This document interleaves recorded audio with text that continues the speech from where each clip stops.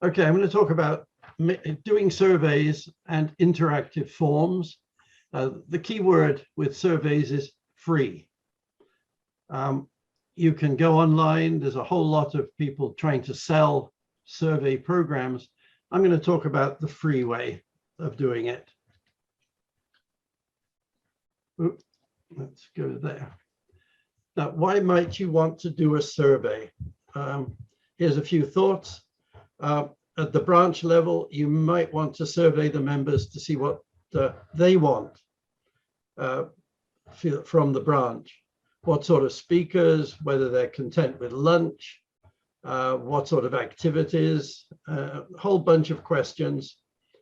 And the thing about surveys is they're very easy to put up. They're very easy to start. I'll come back to that point in a minute. The second thing you might want to do is convert a paper form into an online form. One of the ones I'll show you here is an application for membership even. You can do things like take reservations for an online event or for a barbecue or a picnic. I've used it when I've had half a dozen people and I want to find a time on Zoom when we could all talk together. I made a very quick survey, sent it out, people filled it out, clicked with their preferred time, and it was much easier for me to then say, okay, the majority of people can meet at such and such a time, and it solved a lot of those problems of trying to synchronize people. So, which program to use? Okay. I'm using the word form here, but yet I said I was talking about surveys. Why is that? Well, a survey is a type of form. If you go looking on the internet, if you do a Google search, for example, for surveys, you'll find a whole bunch of programs that offer to do surveys.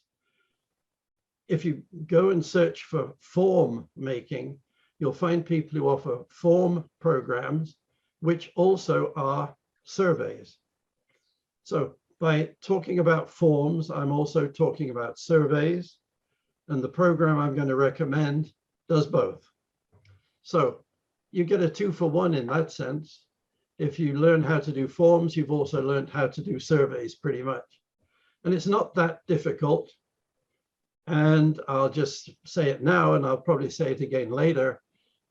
There's a lot of YouTube programs to help you with any of these form programs. And I'm even going to leave a couple of links at the end of the talk, so you can go to a couple. So when you design a form, and form does include surveys, remember, when you design a form, you want it to be easy, simple. Can you drag stuff around? Or once you, some programs, once you've set a sequence, you can't change it. So I like forms where I can move the questions around. I never do it right the first time. Then you have to distribute the form.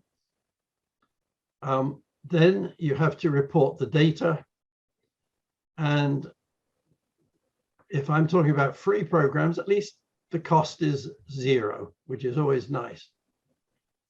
I'll mention now, because I'm coming back to it, designing a form, distributing a form are trivial. They're really easy, it's quick. Reporting the data, that's doing analysis and writing reports, that's the tough part. That's what I find anyway. So let's talk about programs. Google Forms is the one I'm going to recommend.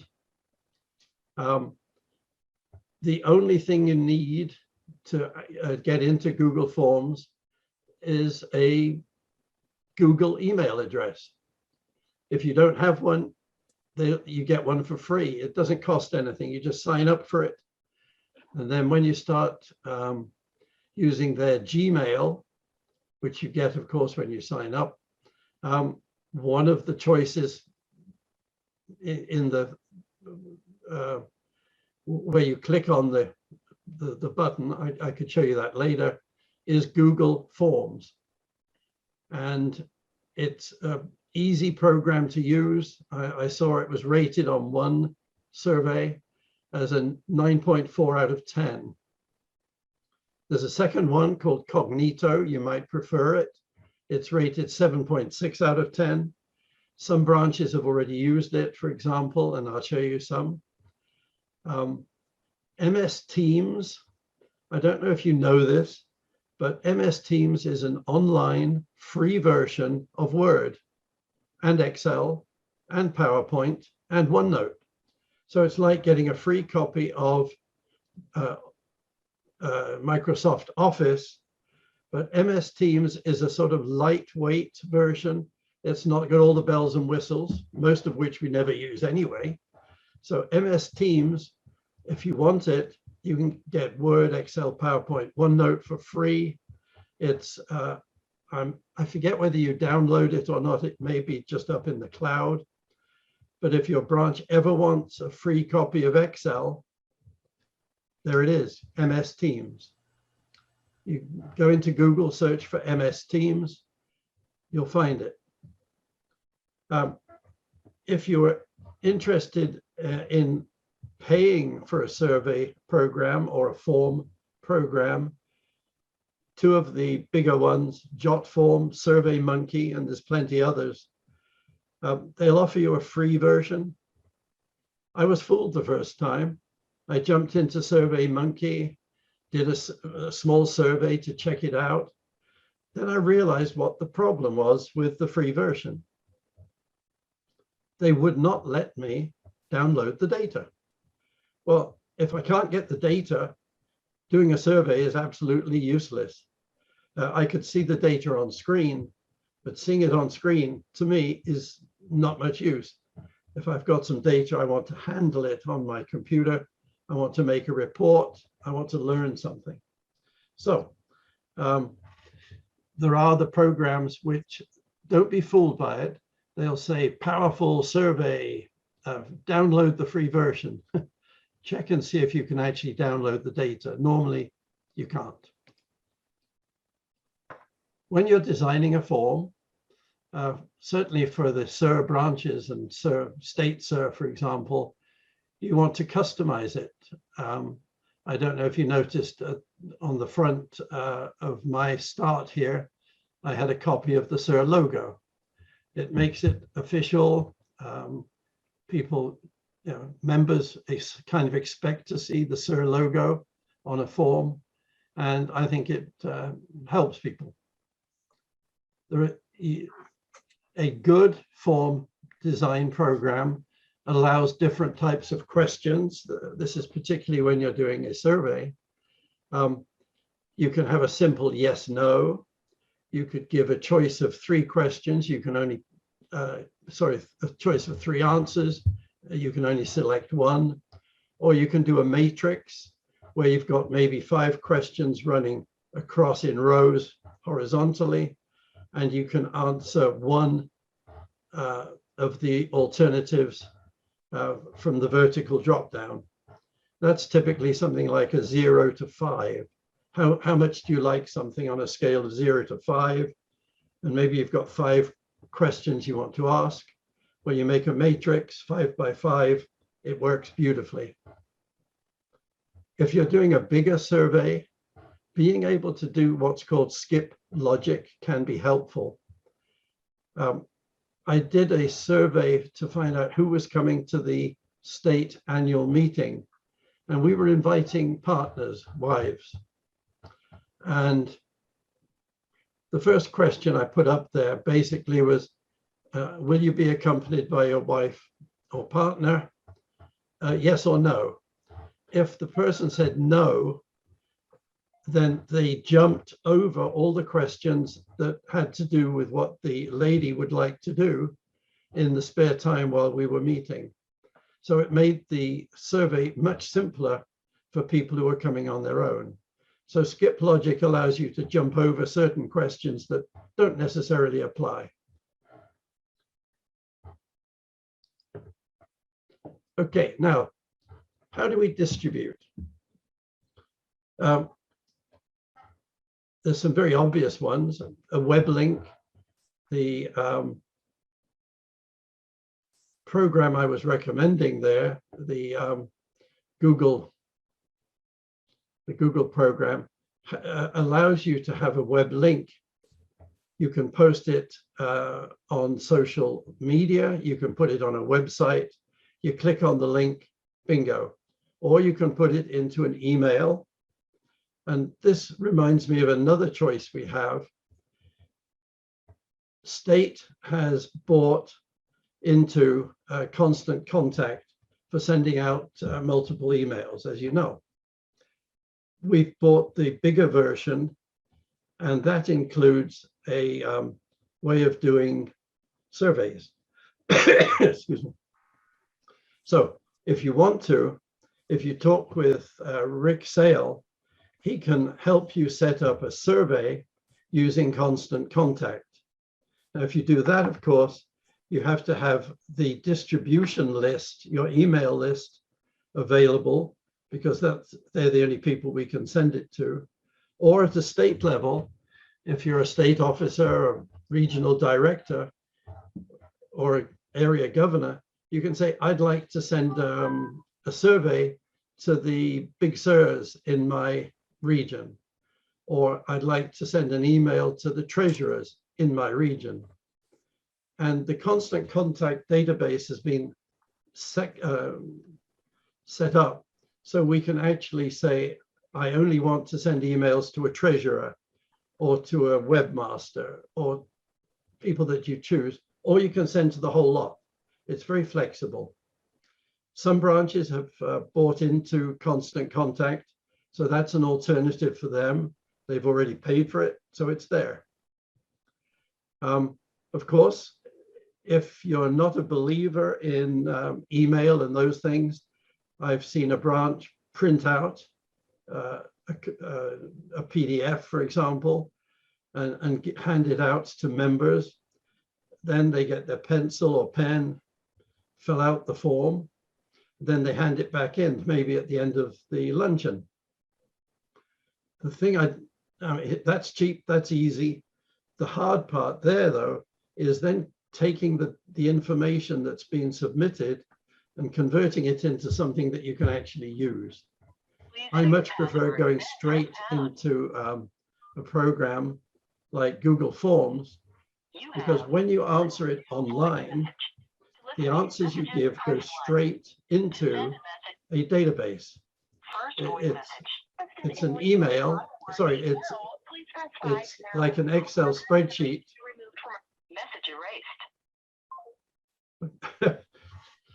Somebody having fun there.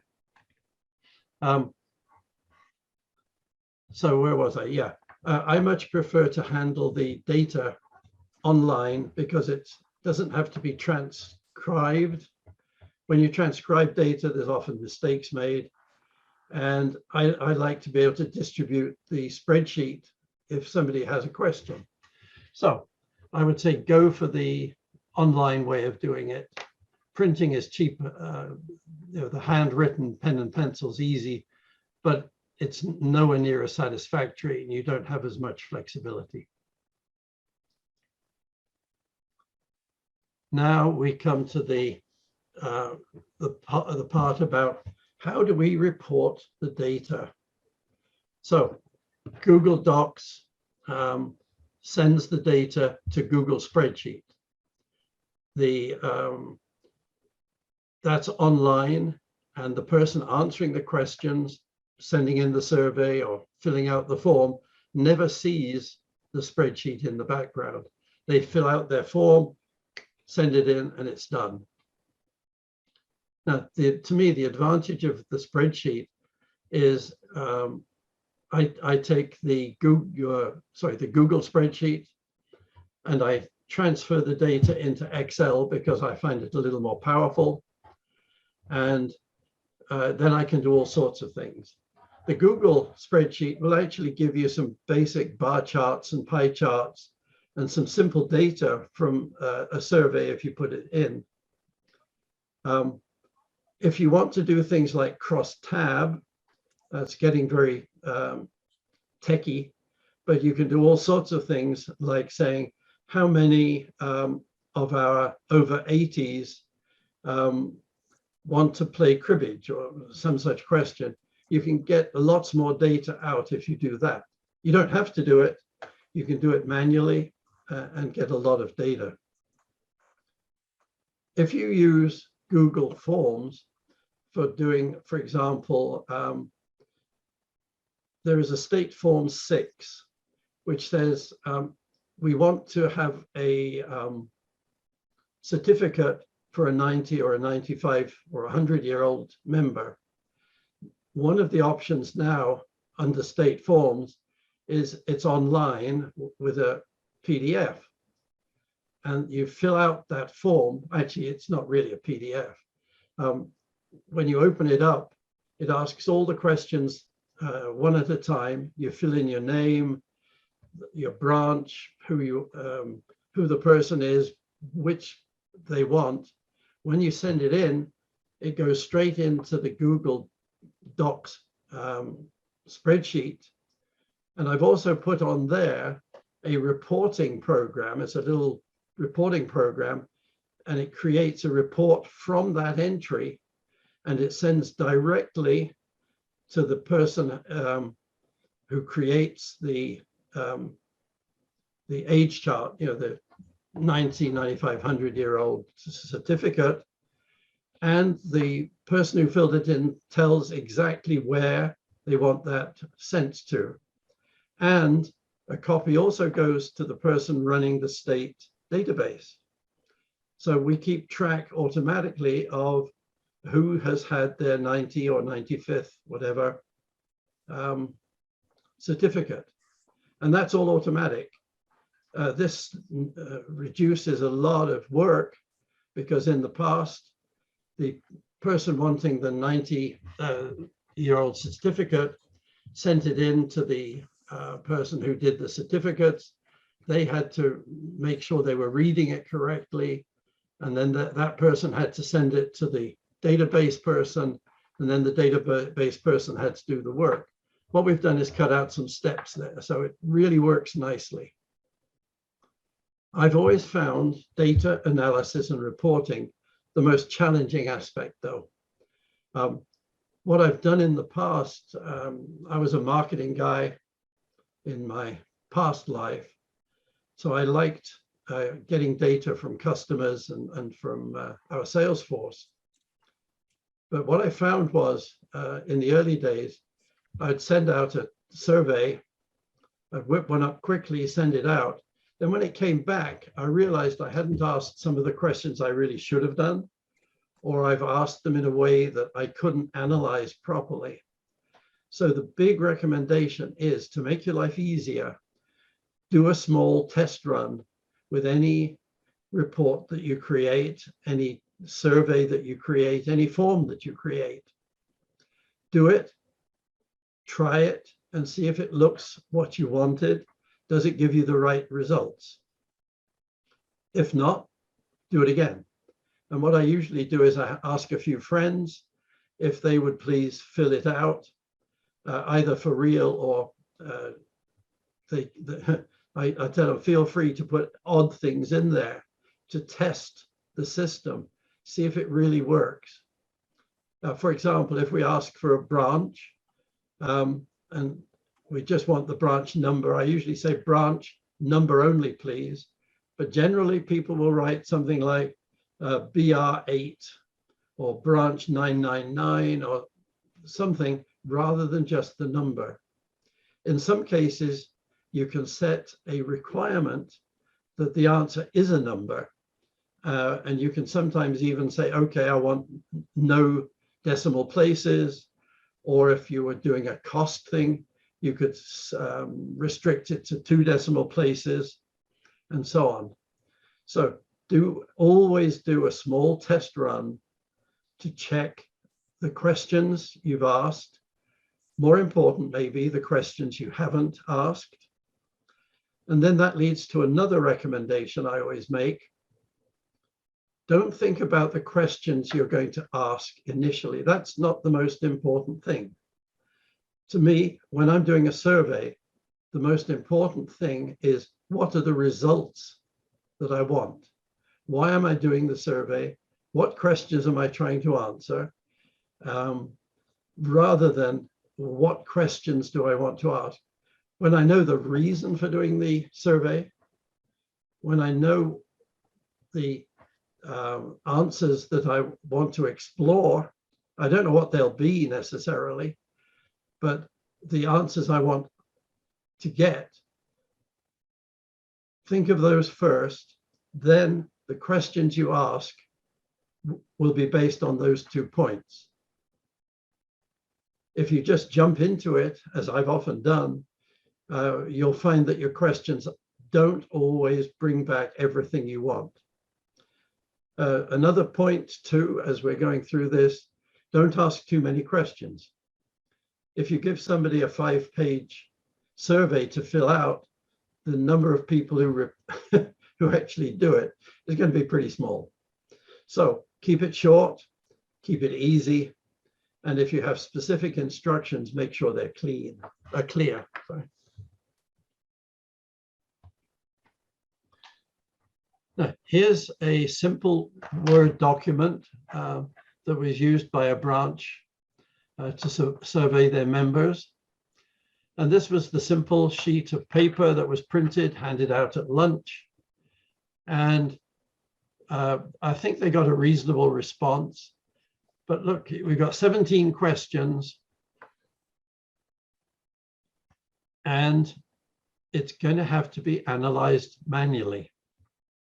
Let's suppose you had 100 people respond. You got 1,700 answers. You know, it gets to be a bit much when you've got all these answers, so especially when you have free form ones. For example, what type of speakers? You know, everybody writes whatever they want to there, or what you like about the organization, or what can we do to encourage more new members. I love these free form questions, but if you had 100 people answering those all differently, you've then got to find a way to summarize it, and it gets to be more difficult. This is why I much prefer to go to something like this. I don't know if anyone from branch 146 is here listening or watching, but they did an inquiry form on their website. I think the next slide, yeah, this is the top of it. This was, so somebody who was looking at their website wanted to know more about branch 146 and SIR. This is a nice form. And when they answered this, it came through into the database, and you had their email, you had their first name, last name. And if I go back a page, I don't know if I can enlarge that for you. Yeah. So you got first name, last name, address, city, state, zip, telephone number. How would you like to be contacted? The only thing different I would have done here is, do we ask for phone number up here? They don't. Oh, yes. OK, they ask for phone number. It would be silly if you said, how do you want to be contacted? And they said phone. You hadn't asked for their phone number. So this works. You click submit at the bottom and you're done. And then the person receiving this at the branch, excuse me, the person receiving it at the branch has it in a form, it's usually going into a spreadsheet, and you can very easily pull out the data and share it as needed. If you've got a report maker, like I showed you, like I told you about, you can actually automate the incoming inquiry or inquiry. Sorry, I speak English, but I think you all know that. you can take the inquiry form and have it reported automatically to somebody who would then handle it. In this case, it would go to the attendants or the membership chairman. Branch 116, again, it's a local one. For me, that's local Walnut Creek. What they did was took their membership application form, that's normally a piece of paper that people fill in, and they created that. They asked all the normal questions. And down at the bottom, if there's a question, call or email Phil Goff, who was either the tech guy or the membership secretary at the time. They did this with the program I mentioned earlier, Cognito Forms. If you want to know more about Cognito Forms, what you do is you go to Google and look it up and find it.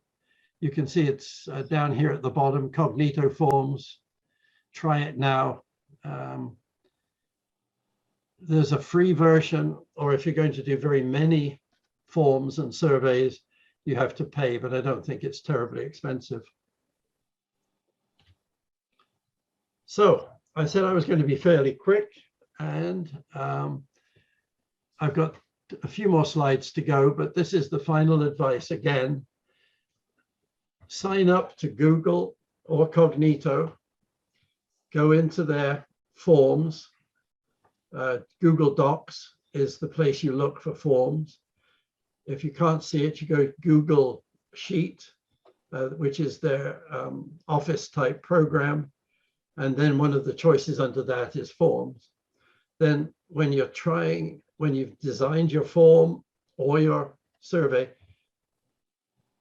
the three words speak for themselves. Test it, test it, test it. Always test it if you want good results first time. So how to use Google Forms. Like I said, there's you can go to a YouTube or various people. I found this one on a program called How to Geek and the Beginner's Guide to Google Forms. It was very helpful. It tells you everything you need. What I'll do is make sure this program, this recording goes up on the website, on the state website, and it will have the, it will obviously have these links there. If you can't wait for that to go up, because it'll take a few days, you can send me an email and I'll be happy to send you the PowerPoint show, and it's got it there. If you prefer, if you prefer a YouTube video for learning about Google Forms, here's a YouTube to do it. So I'll make sure those links are available to you one way or the other.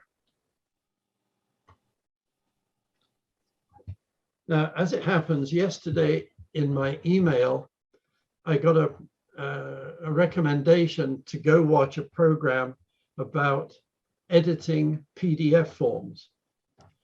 Now, one of the things, I love PDFs because it stops people fooling around with them. The only trouble is when you want to edit them, you normally have to buy the expensive Adobe program, several $100. And for the occasional use, why do that? But this program that I found but it's not that I found, it's one I've used before and I didn't know it did this. And the guy who was talking about it, I'm going to see if I can do a different share and show you something else. If you'll hang on just a moment, I've got to get out of full screen. And what I want is this guy. And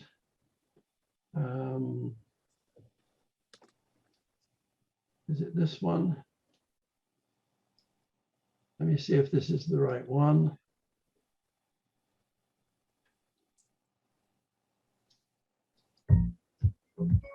Can you see that okay?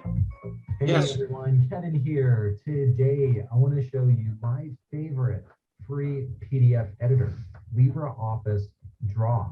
With LibreOffice Draw, you can edit both traditional PDFs and also scanned PDFs.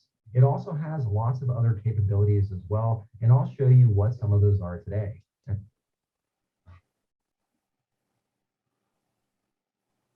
Okay, I'm going back to the other share. Okay, that's Kevin, and he's talking about Libre Office and Libre Office Draw. LibreOffice is another free version, a free competitor for Word, for Microsoft Office. And I've recommended it in the past to branches who've said, yeah, we haven't got Word. I don't want to buy Word for whatever it costs. And I've often recommended LibreOffice to them. What I didn't realize was it's been, in the last year or so since I last looked, it's been improved a lot. And the Draw program enables you to edit a PDF file. You can go in, you can take stuff out, you can put stuff in. I was playing with it last night, and I was amazed how easy it is to use. So that editor that YouTube I just showed you is this one here. And if you want to get a copy of LibreOffice, it's free. And you go to www.libreoffice.org and download it. It downloads very quickly. I updated my copy last night, and then I tried editing some PDF forms, and it worked like a treat. So I'm very happy to recommend it. Kevin, in his YouTube that I was showing you, also shows how to create new forms. So if you wanted to create a new form, and the missing word there is interactive, you can create a new PDF form that people can fill in online and send back to you. So if you're a branch that wants to update any of your forms, this might be a very positive way to do it.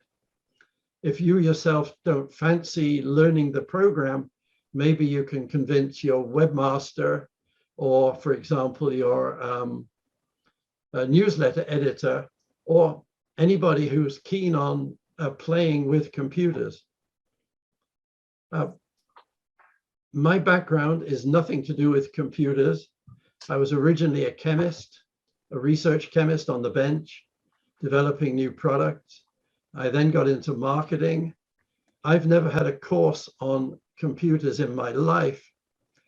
So I always chuckle a bit when Lee calls me an IT person. I don't know anything about IT. When I have IT type questions, I go to my friend Dean, who is an IT person, and he knows so much more than I do. I just play with things that I enjoy. I enjoy editing photographs. I'm playing with editing videos. I enjoy making PowerPoints, and I've enjoyed Zoom and getting people to use Zoom. So I have fun doing new things.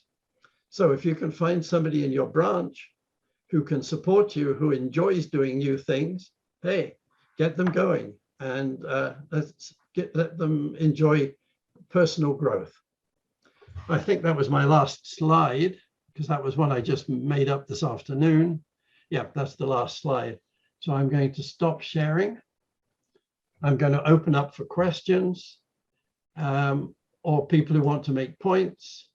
You do anything you like from now on. No hands yet, Derek. Okay. Well, I imagine it was very comprehensive and complete, so nobody would have a question, right? I do have a comment to make, okay? Derek is here right now, and I think a lot of people know his email address, but if you don't, he is working, developing a committee to work on a lot of the IT information. He's helping assist, and he sure could use your help, because we have a lot of this stuff is recorded. It has to be edited and downloaded and so on and so forth. There's a lot behind the scenes that goes on. And Derek, his poor soul, is doing it pretty much by himself. Of course, with some able assistance. He could always use some more help. So if you guys in the audience are quite adept at computer, then please ring his bell and get his attention and volunteer. Yeah. So thank you. Yeah, thank you for that. The most important area where I need help is in video editing. I sort of stumbled into it, and video editing, because I'm so slow at it, takes me forever. We've got a few pros, a couple of people who know what they're doing. They've helped. They're much better at it than me and much faster. But I'd love to have people who can take a Zoom recording and edit it, take out the usually the front bit and the end bit, and any, for example, we had a fireside chat with State President Williams, and 10 minutes into his talk, he lost his internet access. And we had to wait for about 10 minutes until he reestablished communication by phone. Well, when I edited that, I took out that 10, 15 minutes of people chatting and making small talk, so that when you looked at the video, you didn't know he'd missed out. But you know, that takes time. And I've got a number of things, and my wife says, you're doing too much, give up. I'd rather do a little, so lots of help would be handy. I've put my email address, by the way, under chat. So if you click on the chat button, you'll see my email address if you happen to want it. It's Derek, Roy has raised his hand, Roy Hodgkinson. Roy, I didn't see you there. Thank you. Hello. Welcome. I wanted to tie in the Libre Office information to the comment that you'd made about PDFs not being modifiable. On occasion, that's really gotten in the way of trying to select and copy information out of a PDF. And I'm thinking I might want to look at bringing that document into LibreOffice and see if that solves the problem for me. I think it will. I tried it on a PDF I had in my on my hard drive last night. I edited it. I put a Sir logo in. I put a photograph in. I deleted some stuff. It works a treat. Great. And it's free. As treasurer, you'd appreciate that. Yeah. And the nice part of it is LibreOffice is free. Yes. And by getting it, you also get Word, the equivalent of Word, the equivalent of Excel, and so on. By the way, for those who don't know, Dean is our now all of a sudden the title eludes me. Chief Administrative Officer. Administrative Officer. Yes. Dean, where are you at right there? Wanted to point out that I've asked him if he doesn't mind also coming in around November to explain how to navigate the website. And we'll be talking about that towards the end of today. But Dean's here, and you want to say anything about the website that you've been working quite a bit on, you and your team? Yeah, well, Alan Baker really has been leading the charge on this. We've rewritten the website completely from the previous version that we had a couple of years ago, and now it's all in a product called WordPress, and we're in the process of incorporating the We Are Sir website into that same envelope now, and we're just about ready to turn that on as active in the next few days, I think. So you probably won't even see the difference, but it'll be under the covers. It'll be totally different. But for the user, it'll be virtually identical. So they've been doing a tremendous amount of work and putting all of the latest information that we have on the website. There's a team that works very hard at keeping all of the information as current as we can. We don't create the content, but we make it available to everybody by putting it on the website.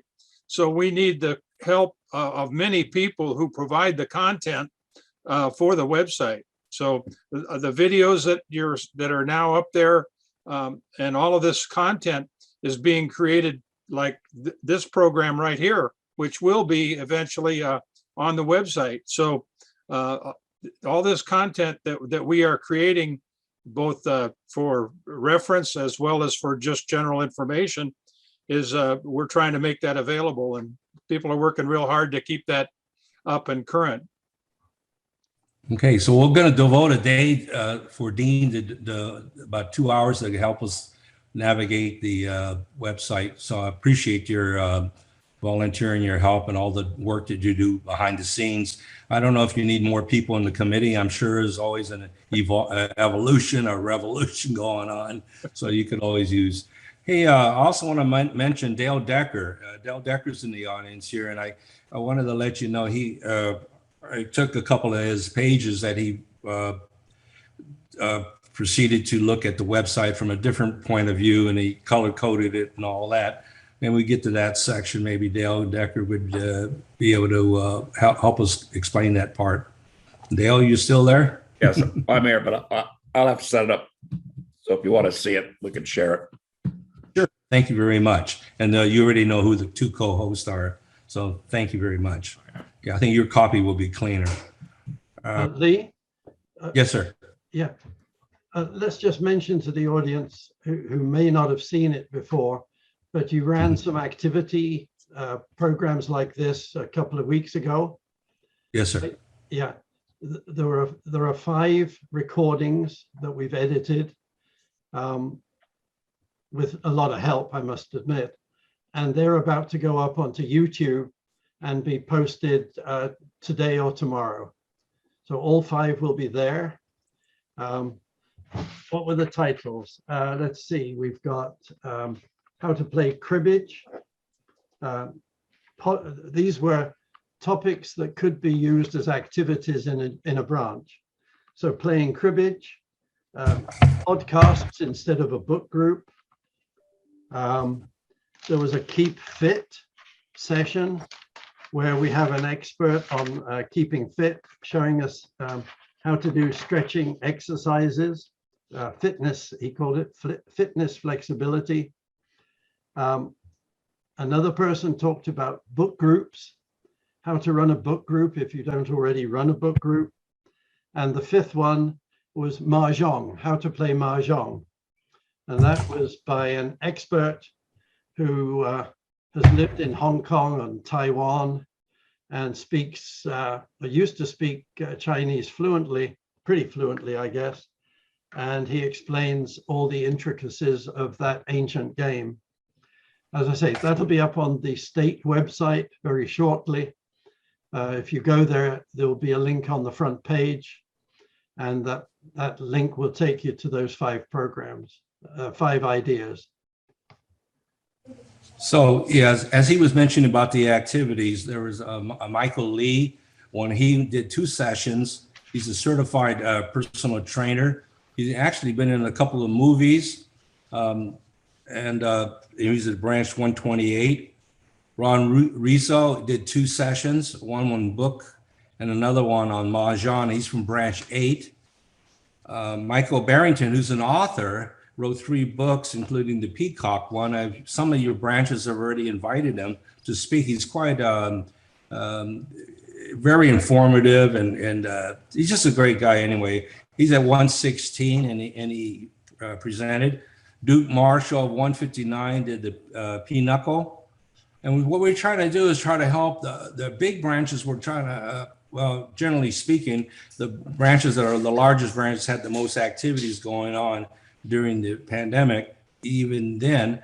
And so we were able to get them to help out with this presentation. And Robert Benning did the cribbage. He's at 149. So I hear in the background, yay, Richard Knowles, branch 8. He did the podcast. So I wanted to kind of be on something more modern or up to date. And I see if I can get this last name right. Bart Bartholomew. He's actually owns a wine cellar, and he's at branch 149. So he spoke. So we really had some informative people present.